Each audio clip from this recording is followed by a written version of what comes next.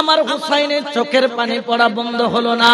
স্মরণ পড়ে গেল কারবালার কথা, কারণ ইমামে হুসাইন কারবালার ময়দানে শহীদ হবেন সেটা প্রায় সাহাবারা জানতো, কারণ ইনি যে শহীদ হবেন সেই সংবাদ আগে দিয়ে রেখেছিল রাসূল। শুধু সংবাদ নয়, ওই কারবালার মাটি পর্যন্ত রাসূলের বিবির হাতে জমা ছিল। বলেছিল, ওরে আমার বিবি, এই মাটিগুলা রাখো।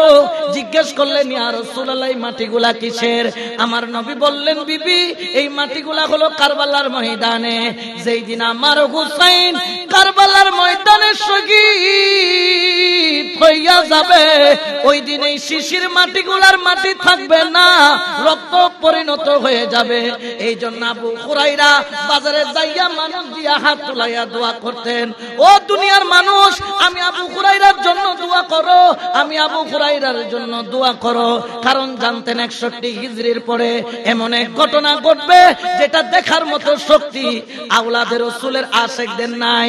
আবু হুরায়রা দোয়া করাইতো, আল্লাহ যেন আমাকে 60 হিজরির পরে জিন্দা না রাখে, আল্লাহ যেন আমাকে 61 হিজরি না দেখায়, দোয়া করো আমি আবু হুরায়রার জন্য। কারণ 61 হিজরিতে এমন একটা ঘটনা ঘটবে যেটা দেখার মতো শক্তি ইমানদারের কখনো থাকবে না।